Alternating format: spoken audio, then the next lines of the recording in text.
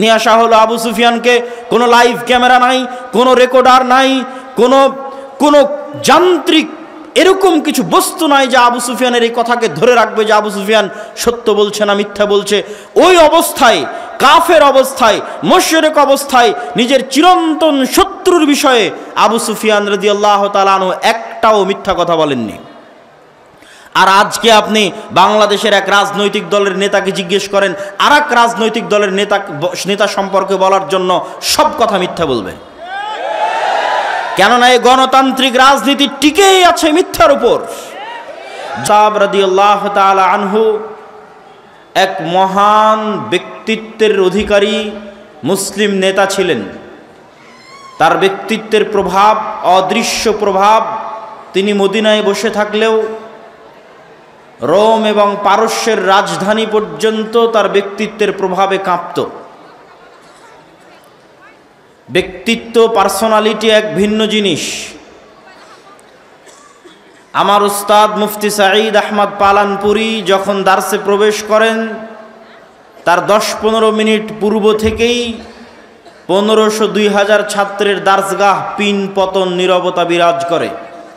এর নাম ব্যক্তিত্ব, এর নাম পার্সোনালিটি, এরই আরবি নাম হচ্ছে শাখসিয়াহ। রাসূলুল্লাহ সাল্লাল্লাহু আলাইহি ওয়াসাল্লাম এবং তার সাহাবীগণ তাদের ব্যক্তিত্বকে গঠন করেছেন ন্যায় পরায়ণতার ভিত্তিতে, সত্যবাদিতার ভিত্তিতে, পারস্পরিক সহযোগিতার ভিত্তিতে।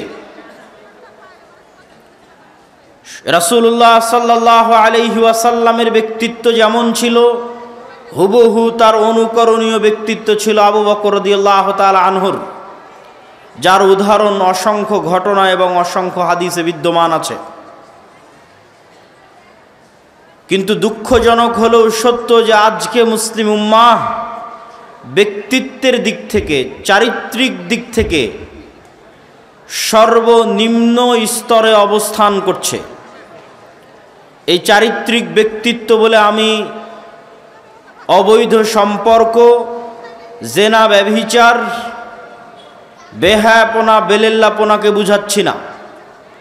আমি এই চারিত্রিক ব্যক্তিত্ব বলতে মানুষের আত্মমর্যাদা, আত্মসম্মান, মাথা উঁচু করে থাকার সাহস, বাতিলের সামনে মাথা নত না করা, সত্য বলতে পারার সাহস, সত্য বাস্তবায়ন করতে পারার সাহস, কম্প্রোমাইজ, আপোষ না করার মানসিকতা, এই যে মানসিকতাগুলো, এই বিষয়গুলো আমি বুঝাতে চাচ্ছি। এই বিষয়গুলো বুঝাতে গিয়ে আমি কিছু উদাহরণ, কিছু হাদিস এবং কিছু আয়াত আপনাদের সামনে তুলে ধরব। সম্মানিত উপস্থিতি, আজকের বিশ্বে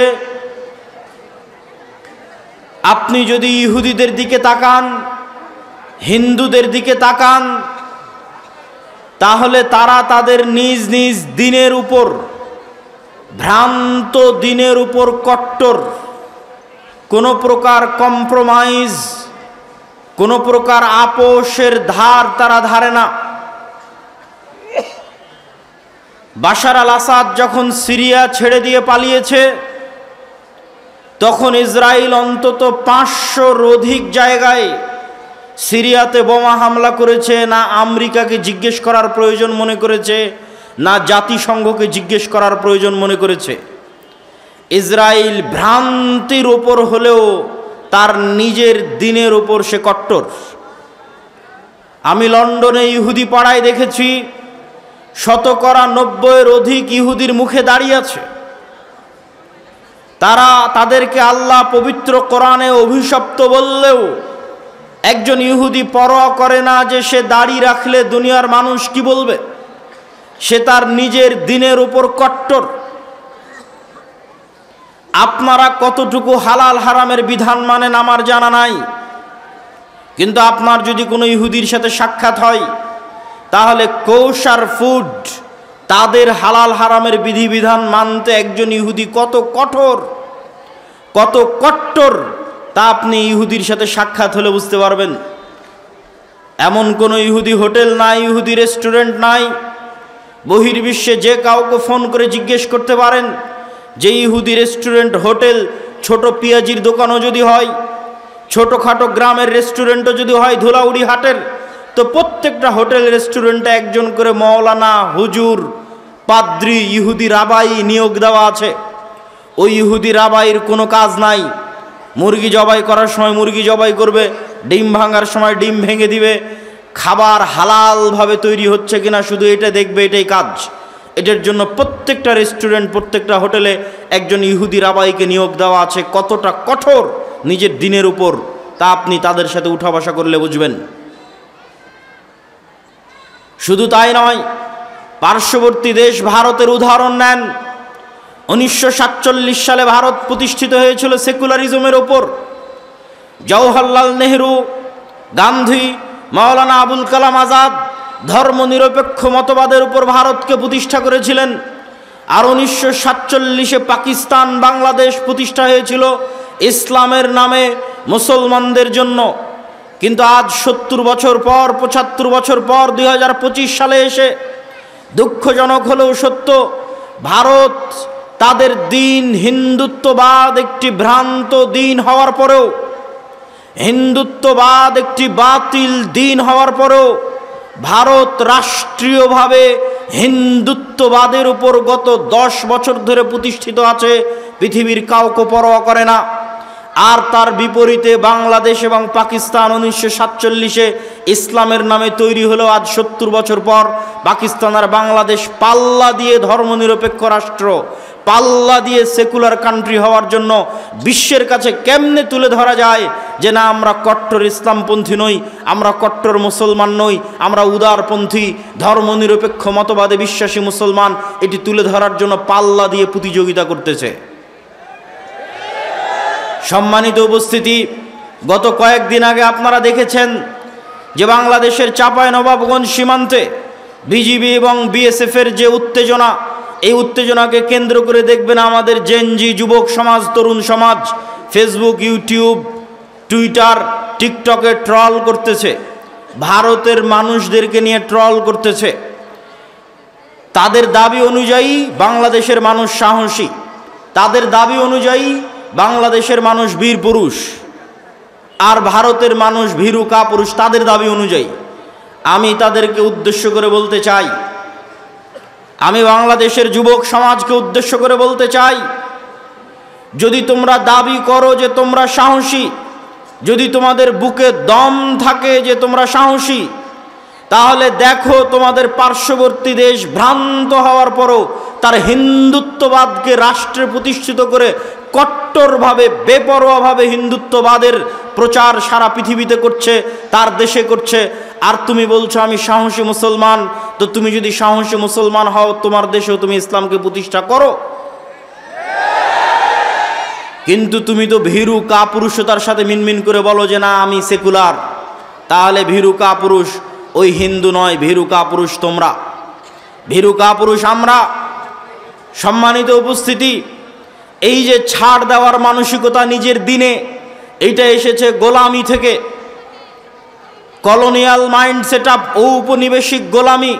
উপনিবেশ মানে কি? কলোনি কাকে বলে? আমরা ব্রিটিশদের কলোনি ছিলাম, তার মানে কি? তার মানে হচ্ছে আমি যদি ব্রিটিশের একটা অঙ্গরাজ্য হতাম সেটা ভিন্ন কথা, তাহলে ব্রিটিশের অঙ্গরাজ্য হলে আমার স্বাধীনতা আর ব্রিটিশ নাগরিকদের মতোই থাকতো। কিন্তু ব্রিটিশ আমাকে ওর অঙ্গরাজ্যও বানায়নি, আবার আমার থেকে সকল প্রকার ভোগ দখল করেছে, এর নাম কলোনি। তো এই কলোনি যে আপনি তাকে রাষ্ট্রের স্বীকৃতি দিবেন না, যেমন ধরেন যদি ভারতের কথা বলি, তাহলে বাংলাদেশকে ভারত তার অঙ্গরাজ্যও করেনি, অঙ্গরাজ্য করলে তো অন্তত আর 10টা অঙ্গরাজ্যের মতো বাংলাদেশের মানুষ স্বাধীনতা পেত, অঙ্গরাজ্যও করেনি, আবার কলোনি উপনিবেশ হিসেবে সকল প্রকার সুযোগ সুবিধা আদায় করে নিয়েছে, এর নাম কলোনি, উপনিবেশ। তো এই কলোনিয়াল মাইন্ড সেটআপ 190 বছর আমরা ব্রিটিশদের গোলাম ছিলাম। ওই 190 বছর ব্রিটিশদের গোলাম থাকার কারণে আমাদের রক্তের মধ্যে আমাদের ব্যক্তিত্ব, আমাদের পার্সোনালিটি, আমাদের স্বাধীন চেতা মনোভাব, আমাদের আপোষহীন মনোভাব ধ্বংস হয়ে গেছে। প্রত্যেকটা সেক্টরে মুসলমান তার চরিত্রের সর্বনিম্ন স্তরের পরিচয় দিয়ে যাচ্ছে। যেমন আপনাদেরকে যদি উদাহরণ হিসেবে বলতে চাই, আপনাদের সামনে দেবীনগরের মানুষের সামনে যদি উদাহরণ হিসেবে তুলে ধরতে চাই, তাহলে কয়েকটি উদাহরণ আপনাদের সামনে তুলে ধরি। রাসূলুল্লাহ সাল্লাল্লাহু আলাইহি ওয়াসাল্লাম একজন মুসলমানের স্বাধীনচেতা মনোভাব রক্ষা করার জন্য, একজন মুসলমানের উন্নত ব্যক্তিত্ব, আত্মমর্যাদা, আত্মসম্মান রক্ষা করার জন্য তিনি মুসলমানকে ঋণ থেকে, লোন থেকে বাঁচতে বলতেন।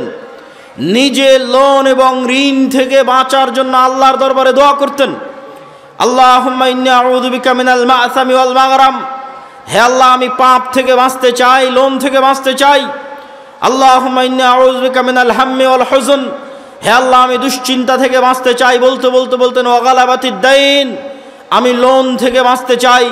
আল্লাহর নবীকে জিজ্ঞেস করা হলো, আপনি কেন এত লোন থেকে বাঁচতে চান, কেন এত কর্জ থেকে বাঁচতে চান? আল্লাহর নবী কখনোই এই লোন, এই কর্জ দ্বারা সুদের লোন বুঝাননি। সুদের লোন তো বহু দূরে। স্বাভাবিকভাবে একজন মুসলমান আর এক মুসলমানের কাছে 500 টাকা ধার নিবে, 1000 টাকা ধার নিবে, এখন দাও কাল সকালে দিয়ে দিব, এখন দাও পরের দিন সকালে দিয়ে দিব। এই ধরনের যে কর্জে হাসানা, এই ধরনের যে ধার, এই ধারের কথা রাসূলুল্লাহ সাল্লাল্লাহু আলাইহি ওয়াসাল্লাম এই দোয়া থেকে বাঁচতে চাচ্ছেন। আল্লাহর নবীকে জিজ্ঞেস করা হচ্ছে, হে আল্লাহর নবী আপনি কেন এত কর্জ থেকে বাঁচতে চান? রাসূলুল্লাহ সাল্লাল্লাহু আলাইহি ওয়াসাল্লাম উত্তরে বলছেন যে মানুষ যখন কর্জ নেওয়া শুরু করে, মানুষ যখন ধার নেওয়া শুরু করে, হাদ্দাসা ফাকাদাবা, ইজাস্তাদানা রাজুল হাদ্দাসা ফাকাদাবা, যখনই মানুষ কর্জ নেওয়া শুরু করে তখনই মিথ্যা বলা শুরু করে। আপনি আপনার আশেপাশে তাকান, এই গোটা দেবীনগর উপজেলা, গোটা দেবীনগর ইউনিয়ন, ইসলামপুর ইউনিয়ন, চাঁপাইনবাবগঞ্জ সদর ইউনিয়নের গোটা দিয়াড় অঞ্চল অসংখ্য সুদী ক্ষুদ্র ঋণ এনজিও দিয়ে পরিপূর্ণ হয়ে গেছে। একটা বাড়ি, একটা ব্যক্তি, একটা মা এবং বোন খুঁজে পাওয়া কঠিন যে কিস্তির লোনের সাথে সম্পৃক্ত নয়। আর আল্লাহর নবী কি বলছেন? যখনই মানুষ লোন নেওয়া শুরু করলো তখনই মিথ্যা বলা শুরু করলো। আর মিথ্যা বললো মানে এর আর ব্যক্তিত্ব নাই, এর আর আত্মসম্মান নাই, এর আর আত্মমর্যাদা নাই। আত্মমর্যাদা বিক্রি করে দিয়েছে, আত্মসম্মান বিক্রি করে দিয়েছে, পার্সোনালিটি, ব্যক্তিত্ব বিক্রি করে দিয়েছে। কেননা সে এখন অর্থের জন্য মিথ্যা বলছে। আর যে অর্থের জন্য মিথ্যা বলে, আত্মমর্যাদা, আত্মসম্মান, ব্যক্তিত্ব, পার্সোনালিটি বিকিয়ে দেয়, এরা কোনোদিন স্বাধীন হতে পারবে না, নেতা হতে পারবে না। গোলামের সন্তান, গোলামি থাকতে হবে। যখনই আপনি বলবেন আমি স্বাধীন হতে চাই, মাথা উঁচু করে দাঁড়ানোর ক্ষমতা থাকতে হবে, আত্মমর্যাদা থাকতে হবে, ব্যক্তিত্ব থাকতে হবে, হাইবাত থাকতে হবে। আর আপনি যখন কর্জ নিয়ে নেবেন, ওই ব্যক্তিত্ব শেষ। রাসূলুল্লাহ সাল্লাল্লাহু আলাইহি ওয়াসাল্লাম কর্জ নেওয়ার, লোন নেওয়ার ভয়াবহতা বুঝাতে গিয়ে তিনি বলছেন, একজন ব্যক্তি কুতিলা ফি সাবিলিল্লাহ সুম্মা উহইয়া সুম্মা কুতিল সুম্মা উহই, একজন ব্যক্তি আল্লাহর রাস্তায় জিহাদ করে শহীদ হয়ে গেল, তারপরে তাকে পুনরায় জীবিত করা হলো, পুনরায় আল্লাহর রাস্তায় জিহাদ করে শহীদ হয়ে গেল, পুনরায় জীবিত করা হলো, পুনরায় আল্লাহর রাস্তায় জিহাদ করে শহীদ হয়ে গেল। এই ব্যক্তি জান্নাতে যেতে পারবে না। মা দাখালাল জান্নাহ হাত্তা ইউকদা আনহু দাইনু, যদি তার ঘাড়ে ঋণ থাকে, লোন থাকে, যতক্ষণ তার লোন এবং ঋণ আদায় না করা হয়েছে ততক্ষণ সে জান্নাতে যেতে পারবে না। কি ভয়ঙ্কর হাদিস! সম্মানিত উপস্থিতি, কেন লোনের কথা নিয়ে আসলাম? এই জন্য নিয়ে আসলাম, বক্তব্যের বিষয়বস্তু ব্যক্তিত্ব, পার্সোনালিটি। ইসলামের অর্থনীতির মূল ভিত্তি হচ্ছে আপনাকে অল্পে সন্তুষ্ট থাকতে হবে।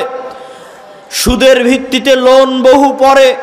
এই হাদিসগুলো আসতেছে স্বাভাবিক কর্জে হাসানার জন্য। যত হাদিস এতক্ষণ যাবৎ বলতেছি, আল্লাহর নবীর দোয়া তুলে ধরতেছি, সব স্বাভাবিক কর্জে হাসানা। স্বাভাবিক কর্জে হাসানাও তখন নিতে পারবে যখন ছেলে মেডিকেলে, মেয়ে মেডিকেলে, বিবাহের খরচ দিতে পারছে না, চিকিৎসার খরচ দিতে পারছে না, তখন নিবে কর্জে হাসানা। স্বাভাবিক অবস্থায় বিলাসী পণ্য ক্রয়ের জন্য, মাটির বাড়িকে পাকা বাড়ি তৈরি করার জন্য, টিনের বাড়িকে পাকা বাড়ি তৈরি করার জন্য, মোটর সাইকেল কেনার জন্য, এসি ফ্রিজ কেনার জন্য উম্মতে মুহাম্মাদি লোন নিতে পারে।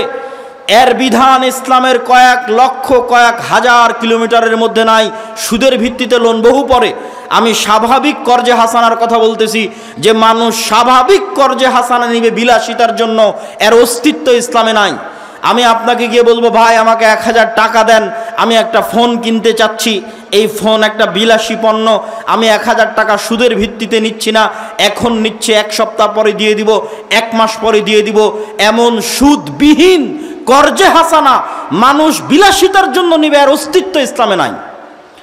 সুদ ভিত্তিক নেওয়া বহু পরে, সুদবিহীন কর্জে হাসানা মানুষ বিলাসিতার জন্য নিবে, এক সন্ধ্যা ভালো খাওয়ার জন্য নিবে, এক সন্ধ্যা ভালো থাকার জন্য নিবে, আর অস্তিত্ব ইসলামে নাই। কেন? নেওয়া মাত্রই মিথ্যা বলা শুরু করবে, আর যখনই মিথ্যা বলা শুরু করবে তখন ও গোলাম হয়ে গেছে, আত্মমর্যাদা গেছে, ব্যক্তিত্ব গেছে, আত্মসম্মান গেছে। কেমন গেছে আপনি নিজেকে হাদিসের সাথে মেপে দেখেন। আজকের যুগের মুসলমানেরা এত বেশি পরিমাণে মিথ্যার সাথে যুক্ত, এত বেশি পরিমাণে অন্যায় পরায়ণতার সাথে যুক্ত, এত বেশি পরিমাণে দুর্নীতির সাথে যুক্ত, যে আজকের যুগের মুসলমানদের চরিত্র যদি আপনি তুলনা করেন, তাহলে মক্কার কাফের মুশরিক কুরাইশদের চরিত্র আজকের যুগের মুসলমানদের চেয়ে ভালো ছিল। আমি দলিলবিহীন বলছি না, দলিল আছে। আবু সুফিয়ান রাদিয়াল্লাহু তাআলা আনহু, তিনি যখন কাফের মুশরিক, বদরের যুদ্ধ, উহুদের যুদ্ধ, খন্দকের যুদ্ধ, তিনটা যুদ্ধ আল্লাহর নবীর বিরুদ্ধে লড়াই করেছেন। খন্দকের যুদ্ধে 1 মাস যাবৎ 10,000 সেনাবাহিনী নিয়ে আল্লাহর নবীর মদিনাকে ধ্বংস করে দেওয়ার জন্য ঘেরাও করে রেখেছিলেন। ওই আবু সুফিয়ান যখন হুদাইবিয়ার সন্ধিকালীন সময়ে সিরিয়ার সফর করছেন, জেরুজালেমের সফর করছেন, ব্যবসায়িক সফর, তখন আল্লাহর নবী চিঠি লিখেছেন বাদশাহ হিরাক্লিয়াসের কাছে, দিনের দাওয়াত দিয়ে, ইসলামের দাওয়াত দিয়ে। বাদশাহ হিরাক্লিয়াস চিঠি দেখে বলছে, চিঠি লিখেছে আরবি, দেখো জেরুজালেমে এখন কোনো অ্যারাবিয়ান আরবি কেউ আছে কিনা। খুঁজে পাওয়া গেল আবু সুফিয়ানকে, নিয়ে আসা হলো আবু সুফিয়ানকে। কোনো লাইভ ক্যামেরা নাই, কোনো রেকর্ডার নাই, কোনো যান্ত্রিক এরকম কিছু বস্তু নাই যে আবু সুফিয়ানের এই কথাকে ধরে রাখবে যে আবু সুফিয়ান সত্য বলছে না মিথ্যা বলছে। ওই অবস্থায়, কাফের অবস্থায়, মুশরিক অবস্থায়, নিজের চিরন্তন শত্রুর বিষয়ে আবু সুফিয়ান রাদিয়াল্লাহু তাআলা আনহু একটাও মিথ্যা কথা বলেননি। আর আজকে আপনি বাংলাদেশের এক রাজনৈতিক দলের নেতাকে জিজ্ঞেস করেন, আর এক রাজনৈতিক দলের নেতা সম্পর্কে বলার জন্য সব কথা মিথ্যা বলবেন। কেননা এই গণতান্ত্রিক রাজনীতি টিকেই আছে মিথ্যার উপর। যে যত বেশি মিথ্যার চর্চা করতে পারবে সে তত বেশি ভোট পাবে। তাহলে মিথ্যার উপর প্রতিষ্ঠিত একটা সমাজ কিভাবে স্বাধীনতার স্বপ্ন দেখতে পারে, কিভাবে দেশ ও জাতিকে নেতৃত্ব দেওয়ার স্বপ্ন দেখতে পারে? অথচ ততক্ষণ নেতা হওয়া সম্ভবই না যতক্ষণ না আপনার ব্যক্তিত্বে ন্যায় যুক্ত না হয়েছে, ন্যায় পরায়ণতা যুক্ত না হয়েছে। রাসূলুল্লাহ সাল্লাল্লাহু আলাইহি ওয়াসাল্লাম বলছেন, লা তাকুমু সাআহ হাত্তা ইয়ানজিলা ঈসা ইবনে মারইয়াম, ততক্ষণ পর্যন্ত কিয়ামত হবে না যতক্ষণ না মারিয়ামের সন্তান ঈসা পৃথিবীতে নেমে না আসছে। মারিয়ামের সন্তান ঈসা পৃথিবীতে নেমে এসে ইয়াকসিরুস সালিব, ক্রুশকে ভেঙে দিবে, ওয়াকতুলুল খিনজির, শুকুরকে হত্যা করবে, হারাম ঘোষণা করবে, আর সমগ্র পৃথিবীতে হাকামান মুকসিতা, ন্যায় বিচার প্রতিষ্ঠা করবে। সমগ্র পৃথিবীতে মারিয়ামের সন্তান ঈসা ন্যায় বিচার প্রতিষ্ঠা করবে, আল্লাহর নবী বলছেন। আর ন্যায় বিচার প্রতিষ্ঠা করা মাত্রই ইয়াকসুরুল মাল, টাকা পয়সা এত বেশি হয়ে যাবে যে টাকা নেওয়ার মতো মানুষ থাকবে না, এত বেশি হয়ে যাবে। তো আমি যেটি বলছিলাম, এই হাদিস কি বুঝাচ্ছে? এই হাদিস রাষ্ট্র ক্ষমতায় ইসলামের ব্র্যান্ডিং।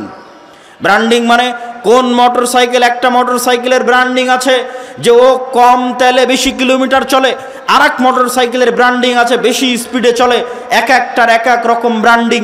তো ইসলাম রাষ্ট্র ক্ষমতায় যাবে, তার ব্র্যান্ডিং হচ্ছে ইসলাম রাষ্ট্র ক্ষমতায় গেলে ন্যায় বিচার প্রতিষ্ঠা করবে, ন্যায় পরায়ণতা প্রতিষ্ঠা করবে, এটা ইসলামের রাষ্ট্র ক্ষমতার ব্র্যান্ডিং। শুধু তাই নয়, রাসূলুল্লাহ সাল্লাল্লাহু আলাইহি ওয়াসাল্লাম আর এক হাদিসে বলছেন, 7 শ্রেণীর মানুষকে কিয়ামতের মাঠে বিশেষ ছায়া দেওয়া হবে, যার 1 নাম্বার সব ইবাদতকে ছাপিয়ে যে 1 নাম্বার স্থান করে নিয়েছে। তাহাজ্জুদের সালাত, রাতের ইবাদত, নফল সিয়াম, সালাত সিয়াম থেকে শুরু করে যত দান থেকে শুরু করে যত ইবাদতের জগতে যত ইবাদত আছে সবকে ছাপিয়ে 1 নাম্বার স্থান করে নিয়েছে। যেই দায়িত্বশীল, ন্যায়পরায়ণ, ওই ন্যায়পরায়ণ দায়িত্বশীলকে আল্লাহ বিশেষ ছায়া দিবে। মানে ন্যায় ছাড়া দায়িত্ব পালন করা, ন্যায় ছাড়া নেতা হওয়া ইসলামের দৃষ্টিতে অসম্ভব, ইম্পসিবল।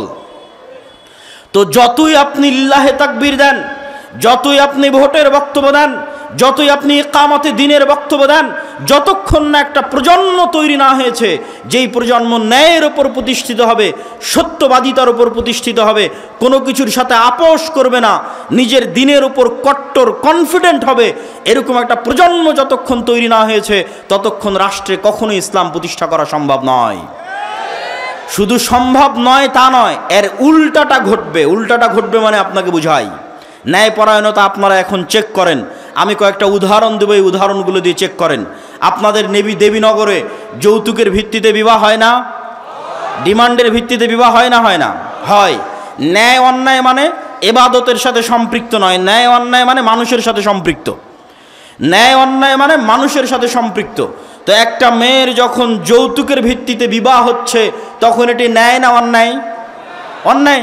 তো যেই মুসলমান কাজী, হাজি, নামাজি, আল্লাহওয়ালা, দানবীর এই যৌতুকের বিবাহের সাথে সম্পৃক্ত, যেই যুবক এই যৌতুকের বিবাহের সাথে সম্পৃক্ত, এরকম অন্যায়পরায়ণ ব্যক্তিদেরকে যদি আপনি ক্ষমতায় বসান, এরা যদি ভোট দিয়ে লিল্লাহে তাকবীর বলে ইসলামের নাম বলে ক্ষমতায় চলে যায়, তো গত 16 বছর যা দুর্নীতি হয়েছে এর চেয়ে বেশি দুর্নীতি করবে। কেন? রক্তের মধ্যে মিশে আছে অন্যায়পরায়ণতা। ও আর একজন পিতার কন্যার সাথে এবং ওই পিতার সাথে অন্যায়পরায়ণতা করেছে, ওকে রাষ্ট্রের দায়িত্ব দিলে এর চেয়ে বড় দুর্নীতিবাজ হবে। শুধু তাই নয়, পিতার সম্পত্তি বন্টনের ক্ষেত্রে দেখবেন যে আপনি ন্যায়পরায়ণ কিনা মাপেন নিজেকে।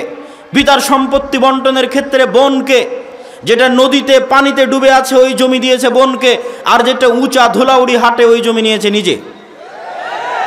তার মানে এটি অন্যায়পরায়ণতা। তো এই রকম যত অন্যায়পরায়ণ ব্যক্তি আছে, এই ধরনের অন্যায়পরায়ণ ব্যক্তিকে ক্ষমতায় বসাবেন, এর চেয়ে বড় দুর্নীতিবাজ হবে। আজকে বোনের সম্পত্তি মেরে দিয়েছে, কাল গোটা দেশের সম্পত্তি মেরে দিবে। সম্মানিত উপস্থিতি, কি বুঝাতে চাচ্ছি? বুঝাতে চাচ্ছি নেতা হতে হলে ব্যক্তিত্ব লাগবে, নেতা হতে হলে পার্সোনালিটি লাগবে, আত্মসম্মান লাগবে, আত্মমর্যাদা লাগবে। আর যখনই মানুষ মিথ্যা বলে আত্মসম্মান শেষ, যখনই মানুষ আর একজনের প্রতি অন্যায় করে আত্মসম্মান শেষ। এই ন্যায়পরায়ণতার মাপকাঠিগুলো দিয়ে আপনারা নিজেদের মাপতে পারেন। তো এই ধরনের ব্যক্তিগুলোকে ইসলামের সংজ্ঞায় কি বলা হবে? গত 16 বছর এরকম অসংখ্য এসিল্যান্ড, সাব রেজিস্ট্রার, মন্ত্রী, minister, OC, SP, DC, principal, প্রধান শিক্ষক অতিক্রম হয়ে গেছে, যারা বেশিরভাগই হয় সালাত আদায়কারী, না হয় হজ পালনকারী, না হয় দানবীর। কেউ তো এমনও গেছে যে প্রশ্ন ফাঁস করে সেই টাকা আল্লাহর রাস্তায় দান করেছে। তো তাদেরকে আপনি কি দিয়ে সংজ্ঞায়িত করবেন? কিন্তু ওই দায়িত্ব পালনের সময় সে খেয়ানত করছে। ওসি তার দায়িত্ব পালনে খেয়ানত করছে, তাকে প্রশ্ন রক্ষার দায়িত্ব দেওয়া হয়েছে, দায়িত্ব পালনে খেয়ানত করছে। দেশের টপ টু বটম প্রত্যেকটা স্তর দুর্নীতিগ্রস্ত। তাহলে এই দুর্নীতিগ্রস্ত সমাজকে আপনি কি দিয়ে সংজ্ঞায়িত করবেন? রাসূলুল্লাহ সাল্লাল্লাহু আলাইহি ওয়াসাল্লাম বলছেন, 4টা বৈশিষ্ট্য যদি মানুষের মধ্যে থাকে, মুনাফিকান খালিসা, সে স্পষ্ট নির্ভেজাল মুনাফিক। ইজা হাদ্দাসা কাযাবা, যখন কথা বলে মিথ্যা বলে, ওয়াদা করলে ভঙ্গ করে, দায়িত্ব দেওয়া হলে, আমানত দেওয়া হলে ওই দায়িত্বের সাথে খেয়ানত করে, এরা মুনাফিক। এবার আপনি নিজের দিকে তাকান, আশেপাশে তাকান, কয়টা মুসলমানকে আপনি মুনাফিকের খাতা থেকে বাদ দিবেন? কয়জন নামাজি দানবীরকে আপনি মুনাফিকের খাতা থেকে বাদ দিবেন? কিন্তু আপনার প্রশ্ন জাগতে পারে, কেন তাহলে তারা সালাত আদায় করে, কেন সিয়াম পালন করে, কেন তাহাজ্জুদের সালাত আদায় করে, কেন হজ করতে যায়, কেন প্রধান অতিথি হয়ে দান করে? মূলত তারা মুনাফিক। মানুষের সাথে অন্যায় করেছে, মিথ্যা বলেছে, মুনাফিক। নিজের স্ত্রীর প্রতি অন্যায় করেছে, মুনাফিক। নিজের সন্তানের প্রতি অন্যায় করেছে, এক সন্তানকে বঞ্চিত করে আর এক সন্তানকে সব সম্পত্তি লিখে দিয়েছে, মুনাফিক। নিজের বোনের প্রতি অন্যায় করেছে, জমি বন্টনে ন্যায় করেনি, মুনাফিক। বিবাহ করার সময় যৌতুক নিয়েছে, মুনাফিক, কারণ অন্যায় করেছে মানুষের সাথে। এরকম জীবনের প্রত্যেকটা সেক্টরে ন্যায়পরায়ণতা খুবই ভয়াবহ, খুবই গুরুত্বপূর্ণ। এমনকি সন্তান সন্ততিদেরকে চুমু দিতে গিয়েও ন্যায় প্রতিষ্ঠা করার কথা আল্লাহ বলেছেন। বিবাহ করতে গিয়েও আল্লাহ বলেছেন, যদি একের অধিক বিবাহ করতে চাও আগে নিশ্চিত করো ন্যায় প্রতিষ্ঠা করতে পারবা কিনা। ন্যায়পরায়ণতা প্রতিষ্ঠা করা খুবই গুরুত্বপূর্ণ এবং খুবই কঠিন, খুবই ভয়াবহ বিষয়। এরকম যতজন নিজ নিজ জীবনের সেক্টরে ন্যায় প্রতিষ্ঠা করতে পারেনি, দায়িত্বের আমানতের খেয়ানত করেছে, মিথ্যা বলেছে, তাদেরকে আল্লাহ নবী এক বাক্যে বলে দিলেন, এরা হচ্ছে মুনাফিক। এই সমস্ত মুনাফিকেরা তাদের মুনাফিকি ঢাকার জন্য নামাজ পড়ে। এই সমস্ত মুনাফিকেরা তাদের মুনাফিকি ঢাকার জন্য কোটি কোটি টাকা দান করে দানবীর শাস্তে চায়। এই ধরনের মুনাফিকেরা তাদের মুনাফিকি ঢাকার জন্য হজ করতে যেতে চায় যে আমি হাজি, কিন্তু মুনাফিক তার বোনকে তার সম্পত্তিতে ন্যায়ের সাথে ভাগ দেয়নি। মুনাফিক, এই ধরনের মুনাফিক সম্প্রদায় দিয়ে কখনোই মুসলিম জাতির মুক্তি হবে না, হবে না, হবে না। কেমন সম্প্রদায় লাগবে? মুহাম্মদ সাল্লাল্লাহু আলাইহি ওয়াসাল্লামের মতো সত্যবাদী ন্যায়পরায়ণ, জন্মই হয়েছে সত্যবাদীদের উপর, ন্যায়পরায়ণতার উপর। ওমর ইবনুল খাত্তাবের মতো আপোষহীন, কোনো কিছুতে ছাড় দেওয়ার মানসিকতা নাই দিনের বিষয়ে, এরকম সত্যবাদিতা ন্যায়পরায়ণতার উপর যখন হৃদয় ফ্রেশ, তখন এবার সালাত আদায় করছে। কারো নামে গীবত করে না, কারো নামে অপবাদ দেয় না, কারো পিছে পড়ে না, লোন এবং কর্জের ধার ধারে না, যেখানে গেলে মাথা নত হতে পারে, যেখানে গেলে মিথ্যা বলা লাগতে পারে তার ধার ধারে না। এরকম সত্যবাদী, আমানতদার, ন্যায়পরায়ণ একদল প্রজন্ম যদি দাঁড়িয়ে যায়, তো ওই প্রজন্ম যখন সালাত আদায় করবে, সিয়াম পালন করবে, হজ করবে, দান করবে, ওমরা করবে, ওই প্রজন্মের হাত দিয়ে ইসলামের বিজয় হবে ইনশাআল্লাহ। অতএব আমি উপস্থিত দেবীনগরের আজকের উপস্থিত মুসল্লিদের উদ্দেশ্যে উদাত্ত আহ্বান জানিয়ে বলতে চাই যে আপনাদের ব্যক্তিত্ব, আপনাদের পার্সোনালিটি, আপনাদের আত্মমর্যাদা, আত্মসম্মানকে হেফাজত করুন, রক্ষা করুন। একজন মুসলমানের যেমন হওয়া উচিত। মুসলমানদের অবস্থা দেখলে আমার নিজের লজ্জা লাগে। যখন আমেরিকা এবং ইউরোপে দেখি মুসলমানেরা মিথ্যার উপর তার রুজি পরিচালনা করছে, মিথ্যা বলে ইউরোপে প্রবেশ করেছে, মিথ্যা বলে আমেরিকায় গেছে, মিথ্যা বলে ইনকাম করছে, মিথ্যা বলে আর এক কাফের মুশরিকের কাছে অতিরিক্ত টাকা কামানোর জন্য মিথ্যা বলতেছে, পুরো জীবনটা মিথ্যার উপর পার করে দিচ্ছে। এরকম মিথ্যুক জাতি দিয়ে কিভাবে নেতা হবে, কিভাবে মুক্তি পাবে? অসম্ভব, হতে পারে না। আপনাকে আপনার দিনের উপর কট্টর হতে হবে, সত্যবাদিতা এবং ন্যায়পরায়ণতায় ফিরে আসতে হবে।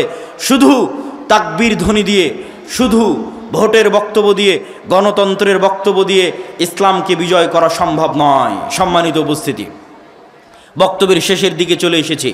আজকে দেখছি আমরা ইসলামকে বিজয় করার জন্য, সামগ্রিকভাবে বিজয় করার জন্য এই মৌলিক বিষয়গুলোর প্রতি ফোকাস না করে এখনই হাজার হাজার কোটি কোটি মানুষের ভোট নিয়ে ক্ষমতায় চলে যেতে হবে।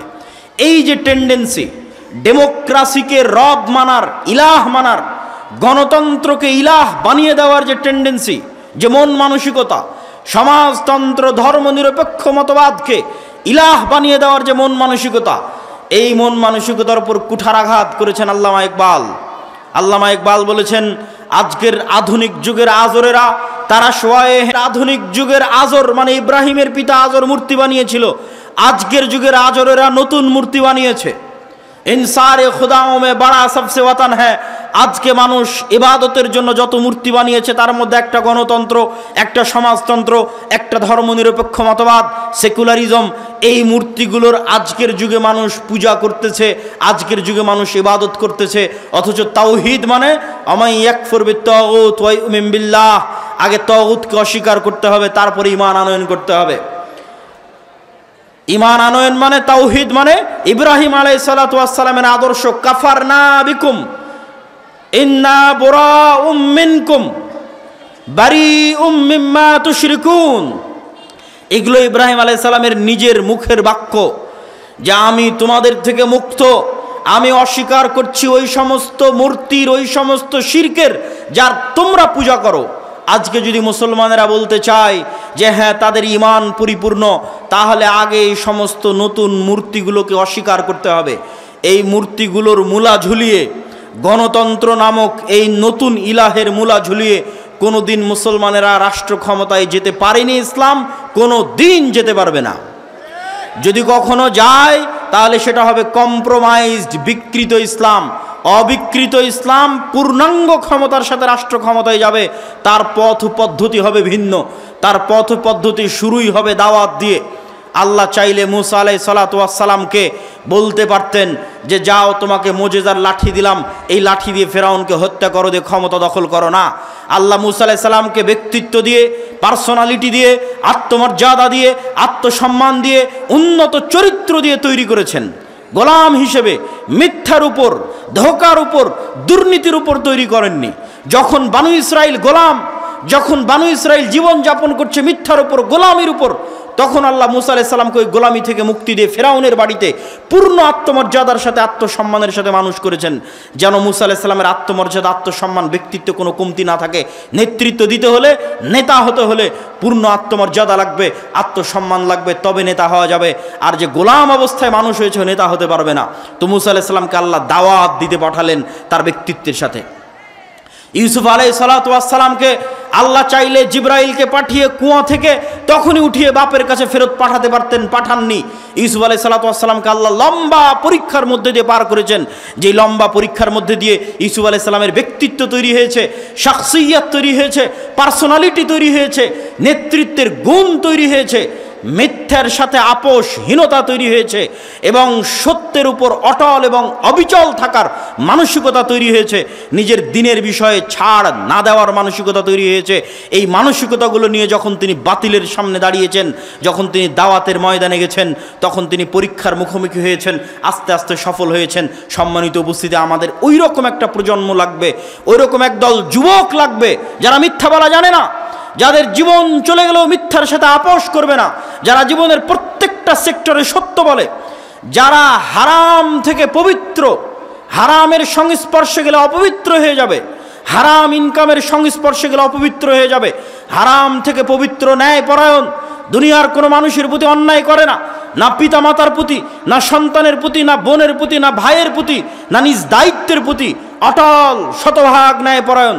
এমতো অবস্থায় যদি ও তাওহীদপন্থী হয়, নিজের দিনের উপর ওই ইহুদিদের মতো, ইহুদিরা যেমন ভ্রান্তির উপর অটল, আজকের ভারতের হিন্দুরা যেমন তার ভ্রান্তির উপর অটল, কট্টর, এইরকম একদল মুসলমান দাঁড়িয়ে যদি বলতে পারে হ্যাঁ আমরা আমাদের নবীর দ্বীনে ইসলামের উপর অটল, মুহাম্মদ সাল্লাল্লাহু আলাইহি ওয়াসাল্লামের প্রত্যেকটা আদর্শের উপর, মুহাম্মদ সাল্লাল্লাহু আলাইহি ওয়াসাল্লামের প্রত্যেকটা কথার উপর ইট পাথরের মতো অটল, এইরকম অটল মানসিকতা নিয়ে একদল যুবক যদি দাওয়াতি কাজ শুরু করে, ক্ষমতার কেন্দ্রবিন্দুতে আঘাত করে, পূর্ণ ব্যক্তিত্বের সাথে, পূর্ণ পার্সোনালিটির সাথে তারা পরীক্ষার মুখোমুখি হবে, কিন্তু তাদের হাত দিয়ে ইসলামের বিজয় পতাকা উড়বে ইনশাআল্লাহ।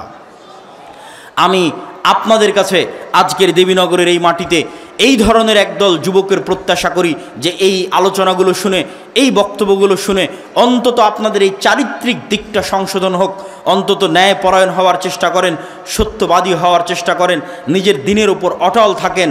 লোন, ধার, কর্জ যেগুলো মানুষের মাথাকে নত করে দিবে, যেগুলো মানুষকে মিথ্যার দিকে নিয়ে যাবে, পুরো পরিবার মিথ্যার উপর গড়ে উঠবে, গোলাম হবে, কোনোদিন স্বাধীন হতে পারবে না, নেতা হতে পারবে না, এই ধরনের ন্যাক্কারজনক ঘৃণিত কার্যকলাপ থেকে মুক্ত থেকে পান্তা ভাত খাবেন, মাটির ঘরে থাকবেন, কিন্তু মাথা উঁচু করে থাকবেন, পূর্ণ ঈমানের সাথে থাকবেন, আত্মমর্যাদার সাথে থাকবেন, আত্মসম্মানের সাথে থাকবেন।